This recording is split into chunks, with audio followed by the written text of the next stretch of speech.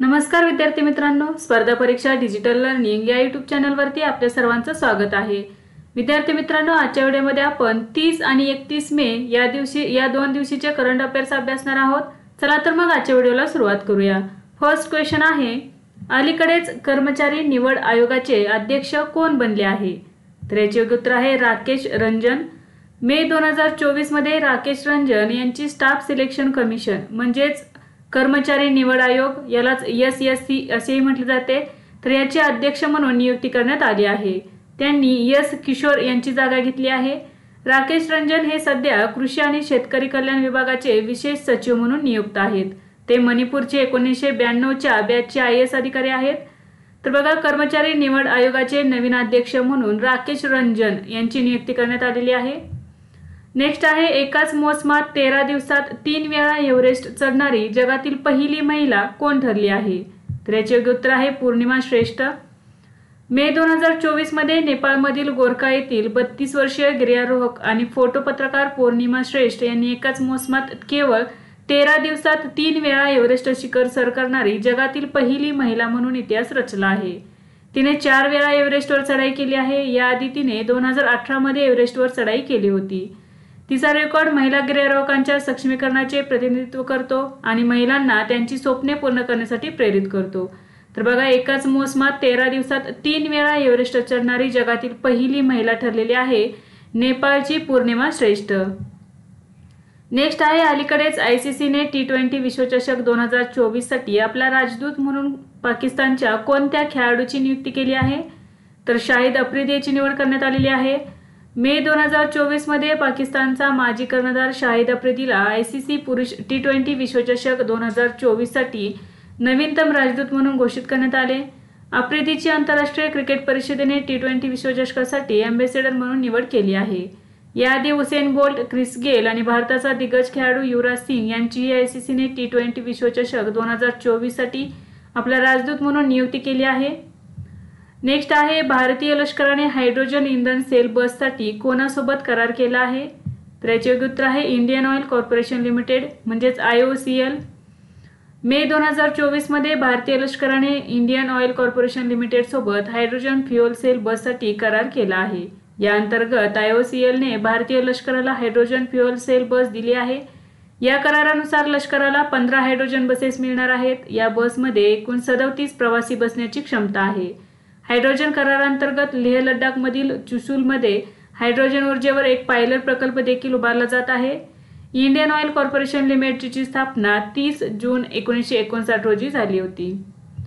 Next आहे, 77व्या जागतिक आरोग्य सभेमध्ये समिती A चे अध्यक्ष म्हणून कोणाची नियुक्ती करण्यात आली आहे? तर अपूर्व चंद्रा यांची नियुक्ती करण्यात आलेली आहे। मे 2024 मध्ये अपूर्व चंद्रा यांची 77व्या जागतिक आरोग्य सभेमध्ये समिती A चे अध्यक्ष म्हणून नियुक्ती करण्यात आली आहे। अपूर्व चंद्रा हे भारत सरकारचे केंद्रीय आरोग्य सचिव आहेत। WHO ची A समिती भारताच्या अध्यक्षतेखाली आहे। हा कार्यक्रम 27 मे ते 1 जून या कालावधीत जिनिव्हा येथे आयोजित करण्यात आला आहे। समिती A कडे कार्यक्रमात्मक विषयांच्या श्रेणीवर महत्त्वपूर्ण चर्चा सुलभ करण्याचे काम दिले जाते। जागतिक आरोग्य असेंब्लीमध्ये 3 मुख्य समित्यांची सत्रे आहेत। हे प्लेनरी, कमिटी A आणि कमिटी B असे आहेत। भारताचे समिती A चे अध्यक्षपद 1 जून पर्यंत चालू राहील। नेक्स्ट आहे, United nations military gender advocate of year 2023 हा पुरस्कार कोणाला देण्यात आला? तर याचे उत्तर आहे मेजर राधिका सेन। संयुक्त राष्ट्रांनी प्रतिष्ठित 2023 military gender advocate of the year पुरस्कारासाठी भारतीय लष्कराच्या मेजर राधिका सेनची निवड केली आहे। 30 मे 2024 रोजी UN शांती सैनिकांच्या आंतरराष्ट्रीय दिनानिमित्त तिला हा सन्मान देण्यात आला। 2016 मध्ये संयुक्त राष्ट्रांनी या पुरस्काराची स्थापना केली होती। हा पुरस्कार संयुक्त राष्ट्रांच्या शांती सैनिकांच्या समर्पण आणि प्रयत्नांचा सन्मान करण्यासाठी दिला जातो। मेजर राधिका सेन हा सन्मान मिळवणाऱ्या दुसऱ्या भारतीय ठरल्या आहेत। हिमाचल प्रदेशातील मेजर राधिका 2023 मध्ये दक्षिण सुदानमध्ये भारतीय रॅपिड डिप्लॉयमेंट बटालियनमध्ये तैनात होती। मेजर सुमन गवानी यांना 2019 मध्ये United nations military gender advocate of the year पुरस्काराने सन्मानित करण्यात आले। तर बघा, पहिल्या कोण होत्या? मेजर सुमन गवानी आणि दुसऱ्या बनलेल्या आहेत मेजर राधिका सेन। नेक्स्ट आहे, पहिला आंतरराष्ट्रीय बटाटा दिवस कधी साजरा करण्यात आला? तर याचे उत्तर आहे 30 मे। 30 मे 2024 रोजी पहिला आंतरराष्ट्रीय बटाटा दिवस साजरा करण्यात आला। आंतरराष्ट्रीय बटाटा दिवस 2024 ची थीम होती कापणी विरुद्ध फीडिंग होप। सर्वसाधारण सभेने डिसेंबर 2023 मध्ये 30 मे हा आंतरराष्ट्रीय बटाटा दिवस म्हणून घोषित केला होता। नेक्स्ट आहे DRDOचे प्रमुख समीर व्ही कामत यांचा कार्यकाळ किती वाढवण्यात आला आहे? तर 1 वर्षासाठी वाढवण्यात आलेला आहे। DRDOचे प्रमुख समीर व्ही कामत यांचा कार्यकाळ 1 वर्षांसाठी वाढवण्यात आला आहे। त्यांची सेवा 1 जून 2024 ते 31 मे 2025 किंवा पुढील आदेश येईपर्यंत 1 वर्षासाठी वाढवण्यास मान्यता दिली आहे। समीर कामत यांची 25 ऑगस्ट 2022 रोजी संरक्षण संशोधन आणि विकास विभाग म्हणजेच DRDO चे DRD चे सचिव आणि DRDO चे अध्यक्ष म्हणून नियुक्ती करण्यात आली होती। नेक्स्ट आहे ICICI बँकेचे अर्धवेळ अध्यक्ष म्हणून कोणाची नियुक्ती करण्यात आली आहे? तर प्रदीप कुमार सिन्हा यांची नियुक्ती करण्यात आलेली आहे। प्रदीप कुमार सिन्हा यांची ICICI बँकेचे अर्धवेळ अध्यक्ष म्हणून नियुक्ती करण्यात आली आहे। भारतीय रिझर्व्ह बँकेने ICICI बँकेचे अर्धवेळ अध्यक्ष म्हणून प्रदीप कुमार सिन्हा यांची नियुक्ती करण्यास मान्यता दिली आहे। सिन्हा 1 जुलै 2024 पासून 3 वर्षांच्या कालावधीसाठी ही भूमिका स्वीकारणार आहेत। ते GC चतुर्वेदी यांची जागा घेतील। सिन्हा हे ONGC, IOCL, HPCL, BPCL, गेल इत्यादी सारख्या अनेक मोठ्या सार्वजनिक क्षेत्रातील उपक्रमांमध्ये सरकारी नामनिर्देशित संचालक आहेत। नेक्स्ट आहे आयुर्वेदाच्या भविष्याला आकार देणारा प्रगती 2024 उपक्रम कोणी सुरू केला आहे? तर केंद्रीय आयुर्वेदिक विज्ञान संशोधन परिषदेने सुरू केलेला आहे। 28 मे 2024 रोजी प्रगती 2024 म्हणजेच आयुर्विज्ञान आणि टेक्नो इनोव्हेशन मधील फार्मा रिसर्च केंद्रीय आयुर्वेदिक विज्ञान संशोधन परिषदेद्वारे नवी दिल्ली येथे सुरू करण्यात आली। CCRAS ही भारत सरकारच्या आयुष मंत्रालयाच्या अंतर्गत एक स्वायत्त संस्था आहे। हे आयुर्वेदाच्या क्षेत्रातील सहयोगी संशोधनासाठी अतिशय उपयुक्त संधी प्रदान करते। संशोधनाच्या संधी शोधण्याच्या आणि CCRAS आणि आयुर्वेद फार्मास्युटिकल उद्योग यांच्यातील सहकार्य प्रोत्साहन देण्याच्या उद्देशाने ही बैठक आयोजित करण्यात आली होती। नेक्स्ट आहे आशियाई आर्म रेसलिंग चॅम्पियनशिप 2024 मध्ये भारताने किती पदके जिंकली आहेत? तर 7 पदके जिंकलेली आहेत। आशियाई arm wrestling championship 2024 Tashkent Uzbekistan येथे आयोजित करण्यात आली। यामध्ये भारताने 1 सुवर्ण आणि 6 कांस्य पदके जिंकली। श्रीमंत झहाने सुवर्ण पदक मिळवले। श्रीमंत झहा भारतासाठी अव्वल कामगिरी करणारा राहिला। त्याने 2 प्रकारात स्पर्धा केली आहे। त्याने डावा हाताच्या पॅरा प्रकारात सुवर्ण पदक जिंकले आणि उजव्या हाताच्या पॅरा प्रकारात कांस्य पदकही मिळवले। लक्ष्मण सिंग भंडारीने मास्टर्स प्रकारात 2 कांस्य पदके जिंकली। नेक्स्ट आहे यूकेचा महिला सक्षमीकरण पुरस्कार कोणाला प्रदान करण्यात आला आहे? तर आरती हिला देण्यात आलेला आहे। मे 2024 मध्ये ई-रिक्षा चालक आरती यांना यूकेचा महिला सक्षमीकरण पुरस्कार प्रदान करण्यात आला। उत्तर प्रदेशातील बहराइच जिल्ह्यातील 18 वर्षीय महिला ई-रिक्षा चालक आरती हिला युनायटेड किंगडमचे राजे चार्ल्स तिसरा यांनी अमल क्लूनी महिला सक्षमीकरण पुरस्काराने सन्मानित केले आहे। आरती गुलाबी रंगाच्या ई-रिक्षात बकिंगहॅम पॅलेसमध्ये पोहोचली, जी तिला यूपी सरकारच्या मिशन शक्ती योजनेअंतर्गत मिळाली आहे। उत्तर प्रदेश सरकारने सुरक्षा आणि स्वावलंबनाद्वारे राज्यातील महिलांना सक्षम करण्यासाठी 2020 मध्ये मिशन शक्ती सुरू केली। या योजनेचे उद्दिष्ट महिलांसाठी सुरक्षित वातावरण प्रदान करणे आणि प्रशिक्षण आणि उपजीविका योजनांमध्ये प्रवेश प्रदान करणे हे आहे, जेणेकरून ते त्यांचे जीवन बदलू शकतील आणि स्वावलंबी होऊ शकतील। तर बघा, यूकेचा महिला सक्षमीकरण पुरस्कार ई-रिक्षा चालक आरती हिला देण्यात आलेला आहे। नेक्स्ट आहे भारतात सिट्रोएनचा ब्रँड एम्बॅसेडर म्हणून कोणाची नियुक्ती करण्यात आली आहे? तर MS धोनी याची निवड करण्यात आलेली आहे। मे 2024 मध्ये फ्रेंच ऑटोमेकर सिट्रोएनने भारताचा माजी क्रिकेट कर्णधार महेंद्रसिंग धोनीचा भारतात ब्रँड एम्बॅसेडर म्हणून समावेश केला आहे। धोनी लवकरच लाईव्ह होणाऱ्या मोहिमेमध्ये सिट्रोएन सोबत पदार्पण खेळी करेल। नेक्स्ट आहे अलीकडेच 2024 ते 26 साठी कोलंबो प्रक्रियेचे अध्यक्षपद कोणी स्वीकारले आहे? तर भारताने स्वीकारलेले आहे। भारताने 2024-26 साठी कोलंबो प्रक्रियेचे अध्यक्षपद स्वीकारले आहे। कोलंबो प्रक्रियेच्या स्थापनेपासून भारताने प्रथमच अध्यक्षपद स्वीकारले आहे। सुरक्षित, व्यवस्थित आणि कायदेशीर स्थलांतराला प्रोत्साहन देण्याची भारताची इच्छा आहे। कोलंबो प्रक्रिया ही दक्षिण आणि आग्नेय आशियातील स्थलांतरित कामगार मूळ देशांची प्रादेशिक सल्लागार प्रक्रिया आहे। हे परदेशात रोजगारासंबंधी सर्वोत्तम पद्धतींच्या देवाणघेवाणीसाठी एक व्यासपीठ म्हणून काम करते। 2003 मध्ये स्थापन झाल्यापासून भारत कोलंबो प्रक्रियेचा सदस्य आहे। कोलंबो प्रक्रियेमध्ये स्थलांतरित कामगारांच्या मूळ आशियाई देशांमधील 12 सदस्य राज्यांचा समावेश आहे आणि परदेशी रोजगार आणि कंत्राटी कामगारांच्या व्यवस्थापनावर सल्लामसलत करण्यासाठी एक महत्त्वपूर्ण मंच प्रदान करते। ही प्रक्रिया जिनिव्हा येथील संयुक्त राष्ट्रांमध्ये सदस्य राष्ट्रांच्या स्थायी मिशनद्वारे समन्वयित केली जाते। नेक्स्ट आहे मोनॅको ग्रँड प्रिक्स 2024 कोणी जिंकली? तर चार्ल्स लेक्लेर्क यांनी जिंकलेली आहे। चार्ल्स लेक्लेर्कने मोनॅको ग्रँड प्रिक्स 2024 जिंकली। 1931 मध्ये लुई चिरॉन नंतर मोनॅको ग्रँड प्रिक्स जिंकणारा चार्ल्स लेक्लेर्क हा पहिला मोनेगास्क ड्रायव्हर बनला। मॅक्लेरेनचा ऑस्कर पिएस्ट्री दुसऱ्या क्रमांकावर राहिला, तर फेरारीच्या कार्लोस सेन्झने तिसरे स्थान पटकावले।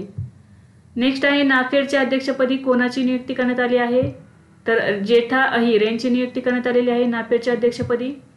मे 2024 मध्ये शहरा भाजप आमदार जेठा अहिर यांची national agricultural cooperative marketing federation of India म्हणजेच नाफेडच्या अध्यक्षपदी बिनविरोध निवड झाली आहे। अहिर यांची 21 संचालक असलेल्या मंडळाने बिनविरोध निवड केली, त्यापैकी कुंडारियासह 2 गुजरातमधील आहेत। अहिर हे पंचमहालच्या पंचामृत डेअरी तसेच पंचमहाल जिल्हा सहकारी बँकेचे अध्यक्ष आहेत। नेक्स्ट आहे अलीकडेच कोणत्या मंत्रालयाने अन्न आणि पोषण मंडळ औपचारिकपणे विसर्जित केले आहे? तर महिला आणि बालविकास मंत्रालय। मे 2024 साठी महिला आणि बालविकास मंत्रालयाने अन्न आणि पोषण मंडळ औपचारिकपणे विसर्जित केले आहे। ही मंत्रालयाची तांत्रिक शाखा होती, जिचे मुख्यालय कार्यालय दिल्ली या केंद्रात होते। सामुदायिक पोषण कार्यक्रमांना लॉजिस्टिक आणि तांत्रिक सहाय्य देण्याचे ते काम करत होते। FNBने चेन्नई, फरीदाबाद, मुंबई आणि कोलकाता येथे गुणवत्ता नियंत्रण प्रयोगशाळा आणि 4 प्रादेशिक कार्यालये सांभाळली। FNBची स्थापना मुळात कृषी मंत्रालयाच्या अंतर्गत करण्यात आली होती, ते नंतर 1993 मध्ये महिला आणि बालविकास मंत्रालयाकडे हलवण्यात आले। नेक्स्ट आहे समर फिएस्टा 2024 चे आयोजन कोठे करण्यात आले? तर राष्ट्रीय बालभवन येथे करण्यात आले। समर फिएस्टा 2024 चे उद्घाटन संजय कुमार यांच्या हस्ते राष्ट्रीय बालभवन येथे करण्यात आले। शिक्षण मंत्रालयाने राष्ट्रीय बालभवन येथे महिनाभर चालणाऱ्या उन्हाळी पर्व 2024 चे आयोजन केले। समर फिएस्टा हा 5 ते 16 वर्ष वयोगटातील मुलांसाठी 30 पेक्षा जास्त प्रकारच्या विविध क्रियाकलापांसह महिनाभर चालणारा शिबिर आहे। 29 मे ते 28 जून 2024 या कालावधीत समर फिएस्टा 2024 चे आयोजन केले जाईल। समर फिएस्टा दरम्यान विशेष कार्यशाळा आणि कार्यक्रम साप्ताहिक आयोजित केले जातील। राष्ट्रीय बालभवन ही शालेय शिक्षण आणि साक्षरता विभागांतर्गत एक स्वायत्त संस्था आहे। 1956 मध्ये मुलांसाठी विचार, कल्पनाशक्ती, सर्जनशीलता आणि मनोरंजक क्रियाकलापांद्वारे शिक्षणाला चालना देण्याच्या दृष्टिकोनातून याची स्थापना करण्यात आली। नेक्स्ट आहे अलीकडेच 6 नाटो देशांनी कोणत्या देशाविरुद्ध ड्रोन वॉल तयार करण्याचा निर्णय घेतला आहे? तर रशिया या देशाविरुद्ध घेतलेला आहे। मे 2024 मध्ये लिथुआनिया, लॅटव्हिया, एस्टोनिया, पोलंड, फिनलंड आणि नॉर्वे या 6 देशांनी रशियाविरुद्ध त्यांच्या सीमांचे संरक्षण करण्यासाठी ड्रोन भिंत बांधण्याचा निर्णय घेतला।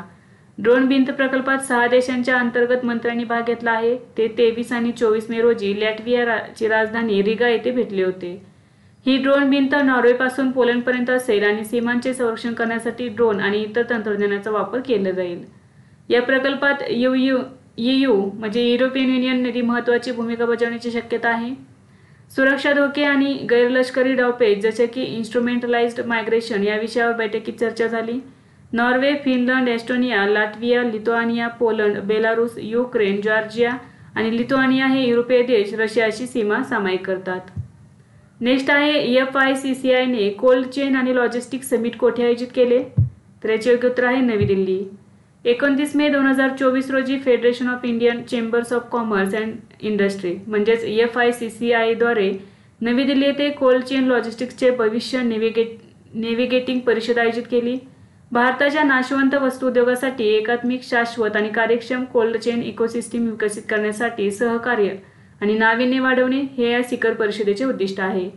कोल्ड चेन लॉजिस्टिक्सच्या भविष्याला आकार देणारे तंत्रज्ञान आणि ट्रेड समजून घेण्यासाठी सर्वोत्कृष्ट पद्धती आणि धोरणांवर चर्चा करण्यासाठी शिखर एक सक्रिय व्यासपीठ म्हणून काम करते।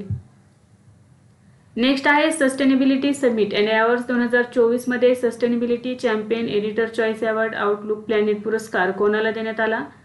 तर याचे योग्य उत्तर आहे REC limited. Sustainability champion editor choice award outlook planet sustainability summit and awards 2024 मध्ये REC लिमिटेडला प्रदान करण्यात आला। या व्यतिरिक्त NEF म्हणजेच नॉन फॉसिल फ्युएल व्यवसाय श्रेणीमध्ये पॉवर फायनान्स कॉर्पोरेशन लिमिटेडला corporate social responsibility champion award प्रदान करण्यात आला। आउटलुक प्लॅनेट सस्टेनेबिलिटी समिट आणि अवॉर्ड्स 2024 गोव्यात आयोजित करण्यात आले होते। रुरल इलेक्ट्रिफिकेशन कॉर्पोरेशन म्हणजेच REC लिमिटेड ही ऊर्जा मंत्रालयाच्या अंतर्गत एक महारत्न केंद्रीय सार्वजनिक क्षेत्रातील उपक्रम आहे आणि एक आघाडीची NBFC कंपनी आहे. नेक्स्ट आहे UEFA युरोपा लीग 2024चे विजेतेपद कोणी जिंकले? तर याचे योग्य उत्तर आहे अटलांटा. UEFA युरोपा लीग 2024चे विजेतेपद अटलांटाने जिंकले. फायनलमध्ये ॲडेमोला लुकमनच्या शानदार हॅट्रिकमुळे अटलांटाला युरोपा लीगचे विजेतेपद जिंकण्यात मदत झाली. 22 मे 2024 रोजी अटलांटाने डब्लिन आयर्लंड येथे UEFA युरोपा लीगचे विजेतेपद जिंकले. बायर लेव्हरकुसेनवर 3-0 असा विजय मिळवला. 17 वर्षांच्या इतिहासातील त्याची दुसरी मोठी ट्रॉफी आहे. युरोपियन फायनलमध्ये हॅट्रिक करणारा लुकमन हा केवळ 6वा खेळाडू आहे. अटलांटाने त्यांची पहिली प्रमुख युरोपियन ट्रॉफी मिळवली, जी 66 वर्षीय प्रशिक्षक जियान पिएरो गॅस्पेरिनी यांची ही पहिली मोठी ट्रॉफी आहे. 1971 पासून युनियन ऑफ युरोपियन फुटबॉल असोसिएशनद्वारे पात्र युरोपियन फुटबॉल क्लबसाठी UEFA युरोपा लीग आयोजित केली जात आहे. नेक्स्ट आहे आसामने कोणाच्या सहकार्याने आपत्ती व्यवस्थापनासाठी ड्रीम्स DRIMS ही व्यासपीठाचे अनावरण केले आहे? तर याचे योग्य उत्तर आहे युनिसेफ. मे 2024 मध्ये आसाम सरकारने युनिसेफच्या सहकार्याने आपत्ती अहवाल आणि मदत वितरण कार्यक्षम करण्यासाठी आपत्ती अहवाल आणि माहिती व्यवस्थापन प्रणाली म्हणजेच DRIMS मंच सुरू केला आहे. DRIMS गंभीर परिणाम डेटा कॅप्चर करते, नुकसान झालेल्या पिकांसाठी मदत वितरण जलद करते, पशुधनाचे नुकसान आणि आपत्तीनंतरचे इतर प्रयत्न यासाठी मदत करते. नेक्स्ट आहे नॅशनल आर्काइव्ज ऑफ इंडियाने कोणत्या देशातील डायस्पोरा रेकॉर्डचे प्रथमच डिजिटायझेशन केले? तर याचे योग्य उत्तर आहे ओमान. मे 2024 मध्ये भारतीय राष्ट्रीय अभिलेखागार आणि मस्कतमधील भारतीय दूतावासाने ओमानमधील भारतीय डायस्पोराच्या ऐतिहासिक नोंदी आणि दस्तऐवज संग्रहित करण्याचा आपल्या प्रकारचा पहिला प्रकल्प पूर्ण केला आहे. या प्रकल्पाचे शीर्षक आहे the Oman collection archive heritage of the Indian community in Oman. हा प्रकल्प 19 मे ते 27 मे 2024 पर्यंत चालू होता. डायस्पोरा दस्तऐवजांचे डिजिटायझेशन करण्याचा हा भारताचा पहिला परदेशातील राष्ट्रीय अभिलेखागार होता. या प्रकल्पांतर्गत हिंदी, गुजराती, इंग्रजी आणि अरबी भाषेतील सुमारे 7,000 दस्तऐवजांचे डिजिटायझेशन करण्यात आले. डिजिटल कलेक्शन अभिलेख पाताल NAIच्या ऑनलाईन पोर्टलवर अपलोड केले जाईल. नेक्स्ट आहे अलीकडेच युरोपियन स्पेस एजन्सी आणि किती देशांनी झिरो डेब्रिज चार्टरवर स्वाक्षरी केली आहे? तर याचे योग्य उत्तर आहे 12. मे 2024 मध्ये युरोपियन स्पेस एजन्सी आणि 12 देशांनी ESA EU स्पेस काउन्सिलमध्ये झिरो डेब्रिज चार्टरवर स्वाक्षरी केली आहे. त्यांनी पृथ्वीच्या कक्षेतील मानवी क्रियाकलापांच्या दीर्घकालीन टिकावासाठी त्यांच्या वचनबद्धतेची पुष्टी केली. Austria, Belgium, Cyprus, Estonia, Germany, Lithuania, Poland, Portugal, Romania, Slovakia, Sweden आणि युनायटेड किंगडम या 12 देशांनी चार्टरचे पालन करण्याचे वचन घेतले आहे. 2022च्या मंत्रिस्तरीय परिषदेत ESA सदस्यांनी त्यांच्या मिशनसाठी शून्य मोडतोड दृष्टिकोन लागू करण्यास सहमती दर्शवली. झिरो डेब्रिज चार्टर युरोपला अंतराळातील कचरा शमन आणि उपायांमध्ये जागतिक नेता बनवण्यास मदत करेल. नेक्स्ट आहे दरवर्षी हिंदी पत्रकारिता दिवस कधी साजरा केला जातो? तर 30 मे रोजी साजरा करण्यात येतो. दरवर्षी 30 मे रोजी हिंदी पत्रकारिता दिवस साजरा केला जातो. सत्य आणि धैर्याने लोककल्याणासाठी काम करणाऱ्या हिंदी पत्रकारांच्या विशेष योगदानाला हा दिवस समर्पित आहे. 30 मे 1826 रोजी पंडित जुगल किशोर शुक्ला यांनी पहिले हिंदी वृत्तपत्र उदंत मार्तंड सुरू केले, ज्याने हिंदी पत्रकारितेच्या प्रवासाची सुरुवात झाली. नेक्स्ट आहे अलीकडेच PSU समर्पण पुरस्कार कोणाला मिळाला आहे? तर हिंदुस्तान शिपयार्ड लिमिटेडला देण्यात आलेला आहे. हिंदुस्तान शिपयार्ड लिमिटेडला PSU समर्पण पुरस्कार मिळाला. SESCLचे अध्यक्ष आणि व्यवस्थापकीय संचालक CNMD हेमंत खत्री आणि यांना PSU समर्पण पुरस्काराने सन्मानित करण्यात आले आहे. हा गव्हर्नमेंट कनेक्टचा पुरस्कार आहे, जो इलवेग मीडियाचा उपक्रम आहे. नेक्स्ट आहे अलीकडे जर्मनीचा मिडफिल्डर टोनी क्रूस याने निवृत्ती जाहीर केली आहे. तर तो कोणत्या खेळाशी संबंधित आहे? तर फुटबॉल या खेळाशी संबंधित आहे. जर्मनीचा मिडफिल्डर टोनी क्रूस युरो 2024 नंतर निवृत्त होणार आहे. रिअल माद्रिद आणि जर्मनीचा मिडफिल्डर टोनी क्रूस याने या उन्हाळ्याच्या युरोपियन चॅम्पियनशिप नंतर निवृत्त होणार असल्याची घोषणा केली आहे.